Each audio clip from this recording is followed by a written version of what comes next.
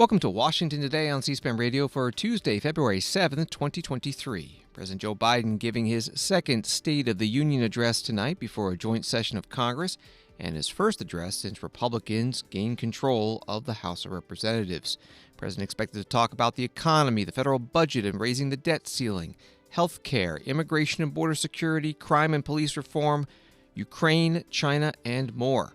Coming up, previews from the White House Chief of Staff and congressional leaders, both Democratic and Republican.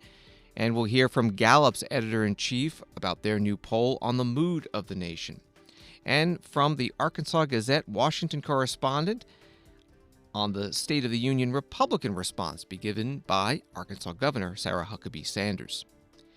Also, Federal Reserve Chair Jerome Powell asked today about whether last week's interest rate increase would have happened had the Fed known about the huge jobs report that came out just a few days later. And dozens of constituents from New York's 3rd Congressional District are in Washington to call on freshman Republican Congressman George Santos to resign. Now to the State of the Union address. Begins 9 p.m. Eastern with the president's speech, followed by the Republican response. C-SPAN networks will have live coverage. Also get reaction tonight from members of Congress and from you with listener and viewer calls. A report on the State of the Union is required by the U.S. Constitution. And as it turns out, U.S. House members today read aloud on the House floor the entire Constitution, as the just adopted rules of the 118th Congress require.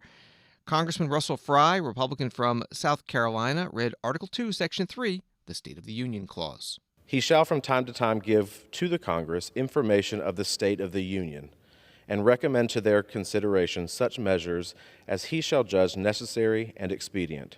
He may, on extraordinary occasions, convene both houses, or either of them, in case of disagreement between them, with respect to the time of adjournment. He may adjourn them up to such time as he shall think proper. He shall receive ambassadors and other public ministers. He shall take care that the laws be faithfully executed, and shall commission all officers of the United States.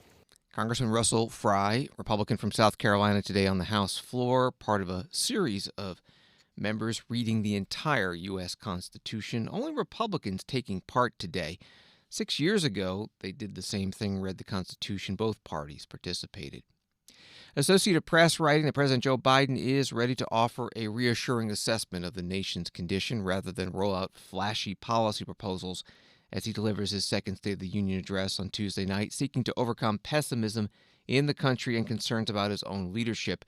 His speech before a politically divided Congress comes as the nation struggles to make sense of confounding cross-currents at home and abroad, economic uncertainty, a wearying war in Ukraine, growing tensions with China among them, and warily sizes up President Biden's fitness for a likely re-election bid. That reporting from Associated Press. The White House Press Secretary Ron Klain speaking about the expected themes in the State of the Union address on Pod Save America podcast. Well, what they're going to hear, Tom, is a combination of, first of all, the progress we've made. I think it's important to remind the American people where we were when we got started and what's happened to get us to where we are. But even more importantly, they're going to hear his plan to go forward from here. Look, we've made tremendous progress on the economy, but there's a lot of important work left to do to bring inflation down further and to make sure we're building that kind of bottom-up, middle-out economy that's so important to the president.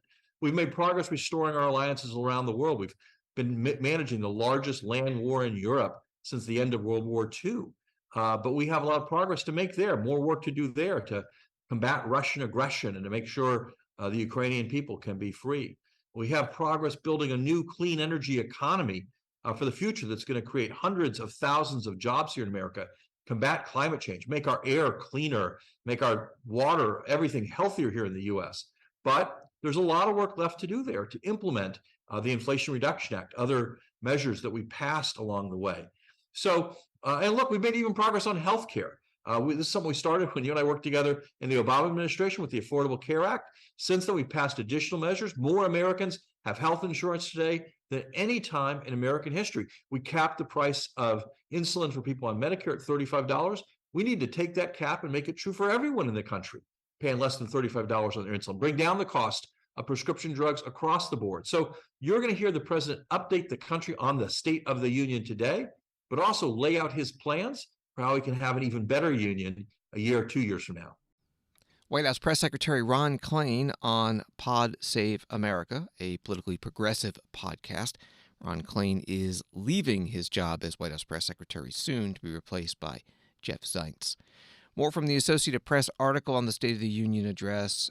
They write, President Biden will need to find a way to work across the aisle to keep the government funded by raising the federal debt limit by this summer.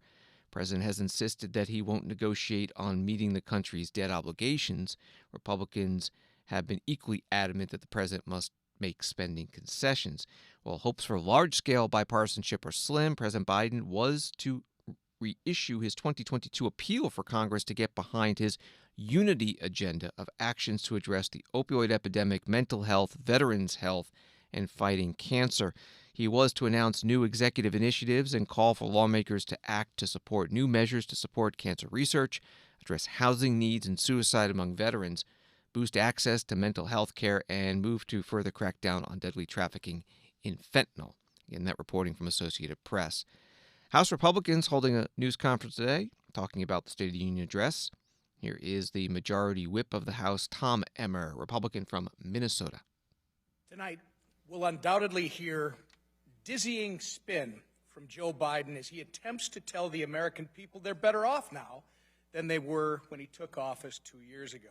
But the fact remains, at the first chance they were given, American voters elected a Republican House majority to counteract Joe Biden's failed agenda. An agenda that has brought about 2 years of crisis after crisis, disaster after disaster.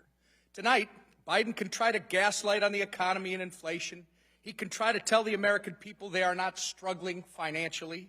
I'll remind the president that inflation surged to a 40-year high under his failing leadership, with economic experts blaming his policy. And by the way, his own economic experts blaming his policies. I will also remind him that American families are struggling to pay their grocery bills and they're maxing out their credit cards. This is not economic success. Biden can try to deflect on the border crisis his policies have caused. I will remind the president that since he took office, there have been nearly 5 million illegal crossings at our southern border, and fentanyl deaths are surging, facts which he conveniently ignored until it became evident there was a new House majority in town to hold his administration accountable. Biden can try to claim our nation is respected on the world stage. I will remind the president that this nation has not forgotten his botched Afghanistan withdrawal. And I'm sure I don't need to remind him that the entire nation watched just this week as he failed to stand up to our #1 adversary, China, while they collected intelligence across the entire continental United States. These are just a few of the numerous failings of his administration. There are, unfortunately, far too many to count. No amount of spin this evening will change the reality so many Americans are facing. They are worse off now than they were 2 years ago. That is a fact. Luckily, Americans elected a Republican House majority to stop this madness. House Republicans are laser focused on delivering results, if you've heard from these members today, and we're bringing Joe Biden and Senate Democrats, if they choose, along with us as we put an end to radical policies that govern, and as we govern for, as Chairman Smith said, as we govern for the American people. Congressman Tom Emmer, Republican from Minnesota, the House Majority Whip, at a news conference today with other House Republicans. CNN reports Paul Pelosi, Tyree Nichols' parents, U2 star Bono, Monterey Park shooting hero Brandon Say, Ukraine's ambassador to the U.S., Oksana Makarova, and a Holocaust survivor are among those headed to the U.S. Capitol Tuesday evening, where President Joe Biden is set to deliver his State of the Union address. President Biden's remarks will touch on key themes of his presidency and offer a preview of a 2024 re-election message. And the guest list for First Lady Jill Biden offers a blueprint for what to expect. The First Lady's 26 guests represent key administration priorities and accomplishments like infrastructure, mental health, climate, and health care. They also represent issues the administration has confronted in the past year: support for Ukraine in the face of Russian invasion, anti-Semitism, the overdose epidemic, support for same-sex marriage, increased political polarization, mass shootings, a renewed national conversation on justice and policing, and women's reproductive health. That from CNN. The House Minority Leader, Hakeem Jeffries, Democrat from New York, speaking today about what he expects to hear at tonight's State of the Union address. Tonight at the State of the Union address, as House Democrats, we're excited to welcome President Joe Biden once again to the chambers of the House of Representatives to speak directly to the American people. Yes, about our accomplishments, the American Rescue Plan, the Infrastructure Investment and Jobs Act, the CHIPS and Science Act, gun safety legislation for the first time in 30 years, the Respect for Marriage Act, the PACT Act to stand up for our veterans, and certainly the Inflation Reduction Act to strike a dramatic blow against the climate crisis, set our planet on a sustainable trajectory forward, stand up a clean energy economy, lower energy costs, strengthen the Affordable Care Act, drive down the high price of life-saving prescription drugs, including capping insulin at $35 a month for millions of seniors across the land. It's a track record of extraordinary accomplishment, and we'll share that continuously with the American people, not to say reward us, but to say trust us. We have your back. President Biden, Democrats in the House and the Senate will continue to work hard to put people over politics, to deliver real results for everyday Americans. And at the same time, we recognize that there is more work that needs to be done.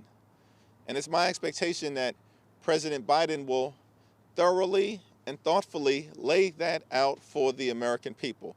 We're going to build upon our track record of success and continue to fight for lower costs, for better paying jobs, for safer communities, to make sure we stand up for middle-class Americans, for working-class Americans, for seniors, for young people, for veterans, and for all of those Americans who aspire to be part of the great American middle class. President Biden is a blue-collar president. He's a pro-union president. He's a pro-middle-class president. It's in his bones. It's in his DNA. It's in his background. That is who Joe Biden is. That is who House Democrats are. And that is who we will continue to be in delivering for the people. Congressman Hakeem Jeffries, Democrat from New York, the House Minority Leader, at a news conference today outside the U.S. Capitol building with other House Democrats on the Democratic Policy and Communications Committee. This is Washington Today. The State of the Union page on Wikipedia has this: it has become customary to use the phrase, "the State of the Union is strong," sometimes with slight variations. Since President Ronald Reagan introduced it in his 1983 address, it has been repeated by every president in nearly every year since, with the exception of George H.W. Bush. Gerald Ford's 1975 address had been the first to use the phrase, "the State of the Union is," though President Ford completed the sentence with, "not good." The company Gallup, known for its opinion polls, does an annual Mood of the Nation poll, and C-SPAN spoke about it with Gallup Editor-in-Chief Mohammed Yunus. With the exception of Democrats on some issues, the mood is generally dissatisfied. We've been asking questions about a series of policy issues, but also general aspects of how things are going on in the country for decades, really in this poll now for over 20 years. And we've hit some record highs and lows. Most of them are really not going to be a surprise. The number one thing that Americans are dissatisfied with, really, is the nation's efforts to deal with poverty and homelessness. 83% of Americans overall are dissatisfied with that. 65% of Americans are dissatisfied with the level of immigration coming into the country. 63% of Americans are dissatisfied with policies on guns. So it really runs the gamut. Certainly, the most impactful, I think, for all of us is people's assessment of the economy. Most Americans are definitely dissatisfied with the economy and actually have a pretty gloomy perspective on what's going to happen in the next 6 months. But there are a lot of partisan differences on that we can get into. The headline on the poll, if you want to look it up at Gallup.com, Americans still glum about the State of the Union in most areas. How does that compare to other presidents, other administrations, as they prepared to talk to the nation about the State of the Union? Where does this rank historically? It's really a continuous story of a slow decline. This is certainly not something that's unique to Biden's presidency. These really negative perceptions we've seen track now really for the past 3 presidents, Biden, Trump, and Obama. The general sense of Americans about national government has been on the very quick decline. It's interesting to note that partisanship is always talked about, and we do see it in our data. That's another sign of this gradual deterioration, really, of what one of your previous callers talked about, the country coming together. So it's not unique to Biden. It's really a continuation of this slow decline, consistent decline that we see with Americans' level of satisfaction with many facets of life. And that's really a bipartisan sentiment with some exceptions. And then let's dig into some of those partisan differences that you alluded to a minute ago. So 2 that jump out from your polling is Americans' satisfaction with the influence of organized religion. Among Republicans, 60% saying they are very or somewhat satisfied with the influence of organized religion in U.S. society. Just 34% of Democrats. If you skip to the bottom of what you're seeing on your screen, that last question talked about the size and power of the federal government. Just 14% of Republicans saying they're very or somewhat satisfied with the size and power of the federal government in U.S. society today. 52% of Democrats saying that they're very or somewhat satisfied with the size and power of the federal government. Those differences, Mr. Eunice. Yes, and those differences are actually unique to point out because the most important problem, most consistently mentioned by Americans, has actually been poor government and poor leadership. And it's not just Republicans. Democrats also are pretty frustrated with national government. But certainly in terms of the role religion plays in public life, it's not surprising that Republicans would have a different view than Democrats. I think the most important thing on that metric really over time has been the degree to which the level of dissatisfaction has actually decreased. So we used to see 65, 70% dissatisfaction in earlier generations of the role of religion in public life, people wanting to see it play more of a role. And that's actually waned off quite a bit, coinciding with the rise of people who identify as nuns, not with a U, but with an O, people who don't have a religious affiliation. Some of the other really important differences are along the lines of gun policy, attitudes about the quality of the environment in the nation. 62% of Republicans, for example, are satisfied. 23% of Democrats are satisfied. But I will point this out, John. When you look at the partisan differences, it's important to keep in mind that this year, Republicans actually look a lot more like independents on many of these questions. It's really Democrats who stand out on some of these metrics, and it's not surprising given the partisan swing that we've seen. Democrats with their president in office are more positive on a lot of these metrics. But when you look at independents, they're actually much more similar to Republicans on some of these metrics. One of the really important topics that don't get a lot of focus in the media per se, but have consistently come up in our polls is concerns about immigration. Right now, as I mentioned, over 6 in 10 Americans overall are dissatisfied with the level of immigration in the country. When we ask among those dissatisfied, 64% say they want less immigration into the United States. And it's not necessarily something that Democrats are overwhelmingly opposite on or happy about, the state of immigration policy. So immigration really is one that continues to come up, both in terms of our most important problem, but also in terms of this satisfaction metric. The other one, of course, the huge one is abortion. 72% of Americans who are Republicans say that they're satisfied, for example, with the status of women in society. Only 46% of Democrats share that view. 39% of Democrats are satisfied with the nation's abortion laws. 13% of Democrats share that view. So nobody overwhelmingly pleased with the state of abortion laws and policies in the country, obviously for very different reasons. But the Dobbs decision has really triggered a big focus on women's rights and abortion as a topic once again in this in our times. Mohammed Yunus is editor-in-chief of Gallup, joining C-SPAN on this morning's Washington Journal program to talk about their annual Mood of the Nation poll. Washington Journal is live every morning at 7 Eastern on C-SPAN Radio and also C-SPAN Television.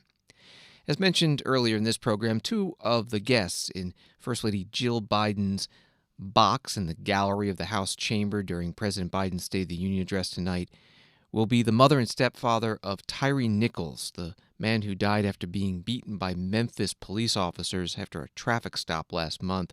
His death has revived calls for police reform at the federal level. And today, Congresswoman Joyce Beatty, Democrat from Ohio, spoke with reporters about what she'd like to hear on this issue in tonight's speech. I'm very hopeful, and I'm been reassured by the White House that the president will talk about policing reform. As you know, he passed last year a very strong executive order. He met with the Congressional Black Caucus earlier in the week. Stephen Horsford and other members have a plan of action. We want to revisit George Floyd Justice and Policing Act. Today, we will have more than a dozen families who the president is aware of that will be there from Ohio. We have Jalen Walker's mother, but we also will have Tyree Nichols' mother here, the most recent. The president has always kept his word. He's always been out front with policing, so I am very hopeful that he will talk about progress and possibilities with it. Are you expecting him to call on Congress to pass the George Floyd Justice and Policing Act, or do you think is he going to push for something new? What are you hearing? I think it'll be a combination of everything. I think his message will be so strong that it will send a clarion message to us that we need to revisit it. Too many lives have been lost at the hands of police officers, and we know that there are things in the George Floyd Justice and Policing that will help us. It will help us with changing the culture. When you think of a registry, when you think of those things that are in there, de-escalation. If you watched any part of that last tape, you know that there was escalation. You know that there were things in there that those officers should never have done. We pay them to protect us, and so to have a life lost at the hands of those who are hired to serve and protect is just baffling for me, gut-wrenching with this last case with Tyree. Congresswoman Joyce Beatty, Democrat from Ohio, with reporters this morning outside the regular Tuesday private meeting of House Democrats. An article in the Washington Examiner has this: Democrats are pushing to resurrect the George Floyd Justice and Policing Act, something Senator Tim Scott, Republican from South Carolina, has called a non-starter in bipartisan negotiations on police reform. Senator Scott, who led talks with Senator Cory Booker, Democrat from New Jersey, in the last session of Congress, has advocated pared-down reforms that conceivably could garner Republican support. The Republican response to tonight's State of the Union address will be given by Arkansas Governor Sarah Huckabee Sanders, who was just elected for the first time this past November. She is also a former White House press secretary under former President Donald Trump. We spoke about the selection with Arkansas Democrat Gazette Washington correspondent Alex Thomas. Governor Sanders was picked because, as Republican leaders put it, she's building this divide between the new generation of Republicans and these leadership values that they have seen in previous leaders. In fact, House Speaker Kevin McCarthy mentioned her father, Mike Huckabee, when Sarah Huckabee Sanders was 13 years old in July of 1996. That's when Mike Huckabee became the governor of Arkansas.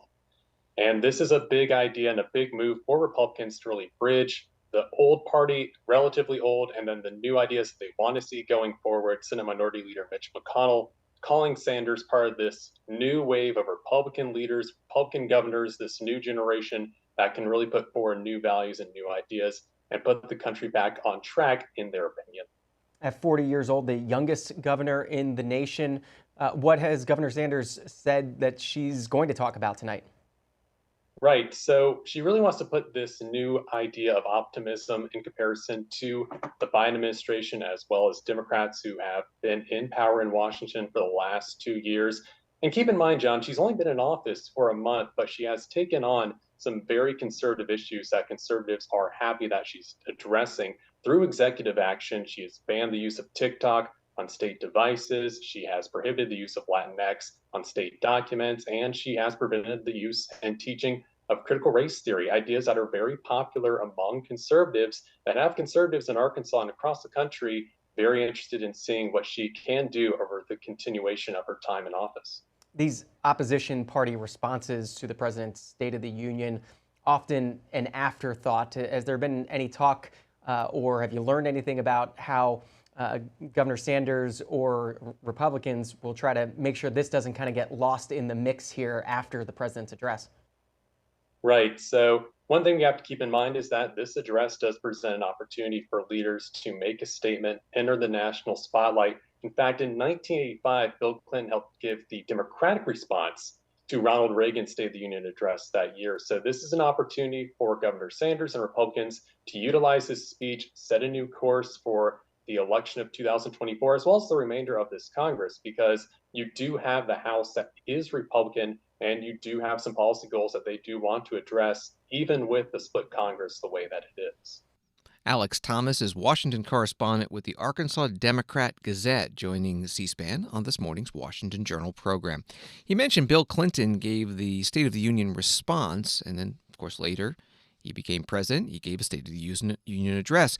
3 other people in U.S. history have done that, both a State of the Union address and opposition response. Gerald Ford, George H.W. Bush, and Joe Biden. Joe Biden gave the response in 1983 and 84, along with other Democratic senators and House members. The practice of an opposition response to the State of the Union address dates from 1966. The BBC's North American correspondent writes that Joe Biden's State of the Union address to Congress on Tuesday comes at a pivotal time in his presidency. By most indications, he is poised to announce a bid for re-election next year, and the speech provides a high-profile platform from which he can make his case to the American people, the media, and key figures within the Democratic Party. Before the president gets to that, however, he will be under intense pressure to address the issue that has been hovering over his administration since Friday. The Chinese spy balloon and the U.S. reaction to it has dominated headlines, captivated the attention of the American public, and prompted sharp criticism of the Biden administration from Republicans. That reporting from BBC.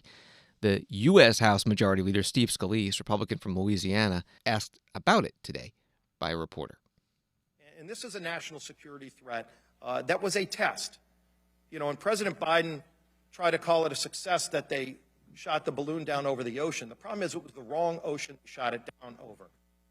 The Atlantic, it should have been the Pacific Ocean. You can look at the trajectory of that balloon and when the American government detected it. There were many opportunities over the Pacific Ocean to shoot it down before it could actually carry out its mission. It completed its mission. President Biden let it complete its mission before he shot it down. And it went over many military bases. It wasn't some random path that it took through the United States. It was very specific through a number of very sensitive military bases that it flew over. And this idea that, oh, don't worry, it wasn't collecting data or sending it back to China, how can anybody say that with a straight face? First of all, it was still flying on its path. So it was getting some kind of data from somewhere to know where to go. Are you telling me it wasn't also sending information back during that path? It should have never been allowed to complete its mission. It should have never been allowed to start its mission. It should have been shot down over the Pacific Ocean when we had multiple opportunities. Republican Congressman Steve Scalise, the House Majority Leader, at a news conference today. Politico reports that House Republican leaders are moving ahead with plans to pass a symbolic measure this week condemning a Chinese surveillance balloon, and it may even be bipartisan. House Republicans had previously discussed a resolution aimed squarely at President Biden and his handling of the balloon, as they aim to put it on to a vote perhaps on Tuesday, the same day as this annual State of the Union. But several members, including Foreign Affairs Chair Michael McCaul, Republican from Texas, privately lobbied GOP leaders to pivot toward a bipartisan censure of the Chinese spy tactics, a rare issue that both sides unite behind. That from Politico. The Senate Majority Leader Chuck Schumer, Democrat from New York, saying today he would like to see the Senate also pass a bipartisan resolution on that suspected Chinese spy balloon. Back to the State of the Union, you mentioned the Chinese spy balloon. There's still, the U.S. military is still recovering some of the debris from the ocean right now. How much do you want to hear President Biden discuss the Chinese spy balloon in his State of the Union tonight? Well, there'll be a limit to what he can discuss because a lot of it will be classified. But again, I think he can say this. I've said it. It's not classified. By letting the balloon be shot down over water, we got far greater look at these balloons, which are relatively new. We didn't know about them. Our military and our surveillance NSA didn't know about them till last year. 3 of them went over when Trump was there. But you can't blame Trump because he didn't know of them. They didn't know of them then. We're just learning of them. Having them come down over water is a huge, huge advantage than having them come down over land. Because over water, much of the surveillance balloons stuff can be recovered. So we're going to know what it is, and we're also going to know what they've sought. And even as the balloon came over the southeastern part of the United States, we were monitoring it very, very carefully to see what the Chinese were picking up and not. So I think we're going to learn a lot. How much he can, I think he can talk about that he listened to the military. By the way, had he not listened to the military, do you think those same Republicans would have said, he was premature, he did it too soon, he should have listened to the military? I bet some of them would have. But in any case, although that didn't happen, so I think that he will show why he did it, but I don't think we'll get the details till we have our classified briefing on Thursday. And by the way, that briefing was going to be the Gang of 8, but lots of members wanted it. They were entitled to it. So I requested that it be expanded to the whole Senate, and the administration agreed. Senator Chuck Schumer, Democrat from New York, Majority Leader, at a news conference. And again, the State of the Union address tonight at 9 p.m. Eastern on C-SPAN Radio and C-SPAN Television. Anywhere on the C-SPAN Now mobile app. Listen on your smart speaker, say play C-SPAN Radio, and that'll be followed by the Republican response this year by Arkansas Governor Sarah Huckabee Sanders. ABC News reports the U.S. Navy on Tuesday released the first close-up photos of operations to recover parts of the Chinese surveillance balloon shot down on Saturday. Photos showed debris recovery efforts on Sunday off the coast of Myrtle Beach, South Carolina. Washington Today continues in a moment. Live Wednesday at 10 a.m. Eastern on C-SPAN Radio, a House Oversight Committee hearing on Twitter's handling of Hunter Biden's laptop story, with testimony from 3 former Twitter executives. House Oversight Committee, live Wednesday at 10 a.m. Eastern, right here on C-SPAN Radio.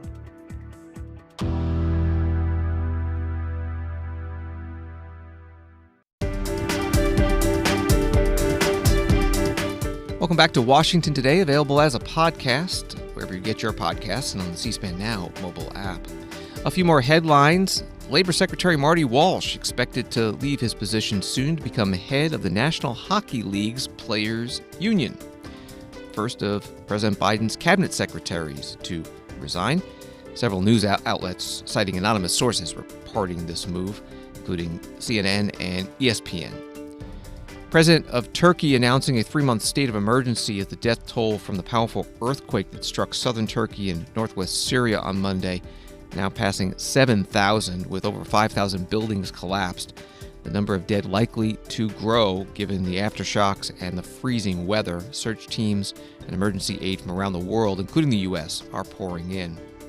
And Ukraine's military says the last 24 hours of fighting were the deadliest for Russian troops in the year-long war, over 1,000 killed.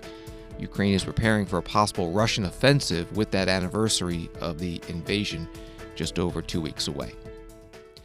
Story in the Wall Street Journal, Federal Reserve Chair Jerome Powell said the labor market's surprising strength underscores why the central bank thinks it will face a longer battle to bring inflation down than many investors had been anticipating.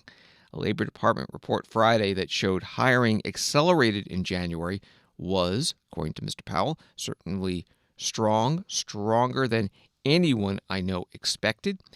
He says it kind of shows you why we think this will be a process that takes a significant period of time. Fed Chair Powell was interviewed today by Economic Club of Washington President David Rubenstein. Why don't we start with an easy question? So, you made a speech last week commenting on the FOMC's decision to raise the Fed discount rate by a small amount, relatively speaking, 25 basis points. Some people would say that was small. But at the time, it wasn't clear that the jobs report would be as strong as it turned out to be subsequently.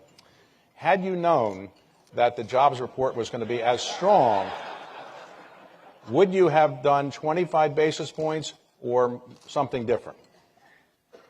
David, thank you for that question, and thank you. Thank you for inviting me here today. It's great to be here. So we don't get to play it that way, unfortunately. We have to, but I'll take it this way. So the message we were sending at the FOMC meeting last Wednesday was really that the disinflationary process, the process of getting inflation down, has begun, and it's begun in the goods sector, which is about a quarter of our economy. But it has a long way to go. These are the very early stages of disinflation. So the services sector, really, except for housing services, pardon me, is not really showing any disinflation yet. So our message really was this process is likely to take quite a bit of time. It's not going to be, we don't think, smooth. It's probably going to be bumpy. And so we think that we're going to need to do further rate increases, as we said, and we think that we'll need to hold policy at a restrictive level for a period of time. Then comes the labor market report for January. And it's very strong. It's certainly stronger than anyone I know expected. And so, but I would say, we didn't expect it to be this strong, but I would say it kind of shows you why we think that this will be a process that takes a significant period of time. The labor market's extraordinarily strong. And by the way, it's good. It's a good thing that inflation has started to come down without it. That has not happened at the cost of a strong labor market. So, and of course, since then, financial conditions have tightened significantly since then. The Federal Reserve Chair Jerome Powell interviewed by Economic Club of Washington President David Rubenstein. Today's program at a hotel in Washington, D.C. Another question was about the Fed Chair's relationships with presidents. Does the President of the United States ever call you with any advice, or you don't realize did President Trump ever call you, or President Biden ever call you, or?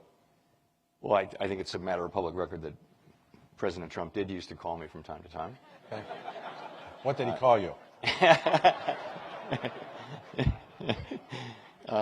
No, I haven't had that kind of, I haven't gotten any calls from President Biden. Fed Chair Jerome Powell. Wall Street today, the Dow up 265, NASDAQ up 226, S&P up 52.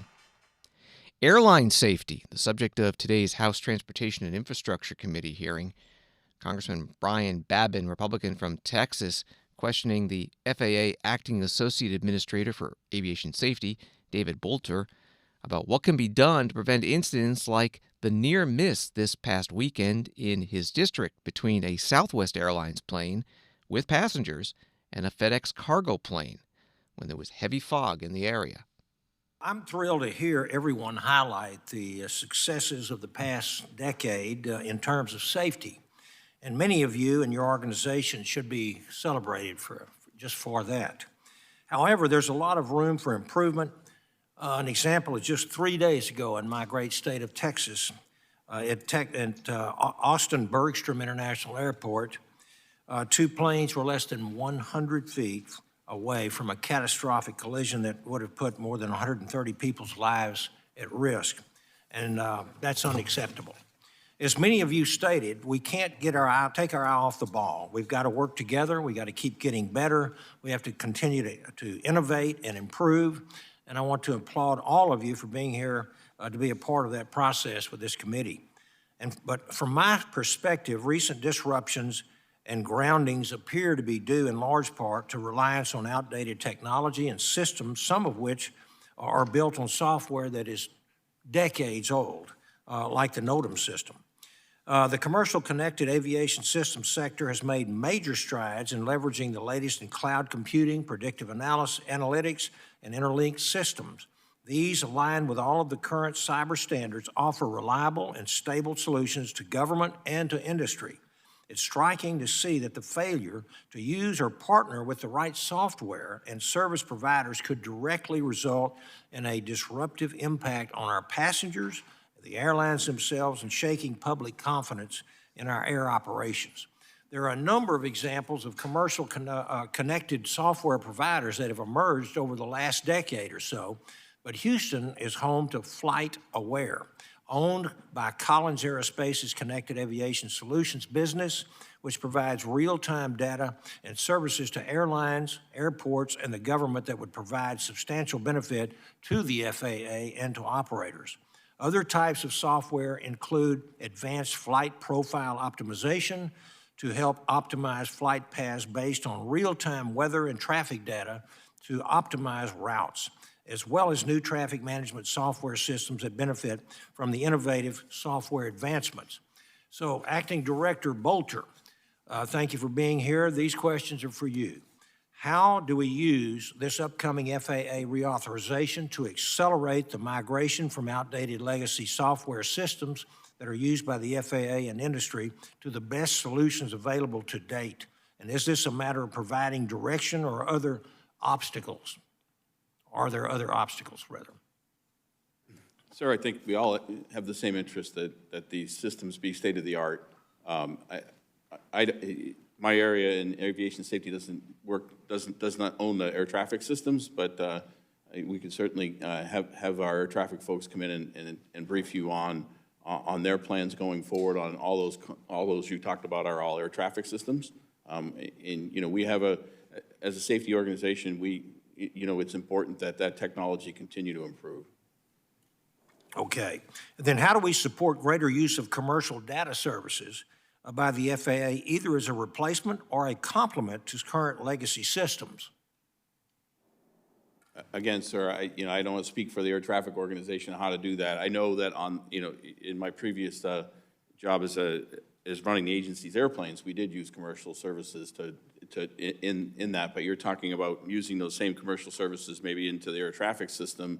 That would have to be something air traffic would look at very, very carefully. Okay. Congressman Brian Babin, Republican from Texas, questioning David Bolter, Federal Aviation Administration Acting Associate Administrator for Aviation Safety, at today's Transportation and Infrastructure Committee hearing. Other witnesses included the chair of the National Transportation Safety Board and the president of the Airline Pilots Association International. You can find the full hearing at our video library at cspan.org. On Capitol Hill, a protest against a member of Congress. Santos free! New York free! Santos free! About 45 constituents from New York's 3rd Congressional District outside the U.S. Capitol building calling on their congressman, Republican George Santos, to resign. The congressman says he will not. WPIX in New York reporting that they brought along a petition with about 1,500 signatures. Congressman Santos is facing House Ethics Committee complaints about alleged campaign finance violations and sexual harassment. He's also been criticized for lying about parts of his biography. One of the constituents speaking today, Ben Marzouk. As a Republican, George Santos certainly does not represent my party. He has tarnished my district and created an embarrassment for a party that we should not be defined by him. Republicans standing next to him proves that the nation cannot tell the difference between right and wrong, cannot tell the difference between a hardworking congressman, an honest congressman or congresswoman, and an individual who is just simply a con man. Individuals who do the right thing, who are honorable, and a person who is just a liar. We come from a community where I know that we're laughing a little bit about some of his lies, but one thing that's really not funny is that this is a community that at 9/11, we lost over 400 people on Long Island alone. I was down there. I was 3 blocks away when it happened. I know a lot of people who were obviously affected by it. We live next to a community by the name of Manhasset, New York. Manhasset, New York had approximately 60 funerals within a 2.5 to 3 week span. 2 to 3 funerals a day. That's not funny. To say that your mother was part of that, you have to be really psychologically impaired to throw that around like it's nickels. Ben Marzouk, resident of New York's 3rd Congressional District, on Capitol Hill today outside the U.S. Capitol building with other constituents from that district. Also at the news conference, 2 Democratic members of Congress from New York, Dan Goldman and Richie Torres, who have filed ethics complaints against Congressman Santos. Ben Marzik referring to the September 11, 2001 terror attacks. Congressman Santos said on the House floor on Monday that he is bringing to tonight's State of the Union address a former Ground Zero volunteer firefighter, Michael Weinstock, who Congressman Santos says has not been able to get help for a nerve disorder that is not covered under the World Trade Center health program. Michael's story is one of many that have yet to be told to a wider audience. This issue goes beyond the political pale of Republicans versus Democrat. As a member of the 118th Congress, I would like to use this opportunity to raise awareness of what the men and women who suffer from this debilitating disease due to the exposure of the toxins from the World Trade Center. Since the World Trade Center health program does not cover neuropathy, people like Michael must pay out of pocket for treatment, medications, and other medical needs. I ask my colleagues that we work together and find a solution and have conditions such as neuropathy be covered under the World Trade Center Program Act. Tomorrow, I'm proud to have Michael as my guest for the State of the Union address, and I'm proud to be his member as he is a constituent of the 3rd Congressional District. Congressman George Santos, Republican from New York, on the House floor Monday in anticipation of today and tonight, 9 p.m. Eastern. President Joe Biden gives the State of the Union address. We'll have live coverage on C-SPAN radio and C-SPAN television, followed by the Republican response from this year, Governor Sarah Huckabee Sanders of Arkansas. Thanks for listening to Washington Today. Sign up for C-SPAN's evening newsletter word for word to get the stories Washington is talking about sent to your inbox every day. Subscribe at c-span.org/connect. Have a good night.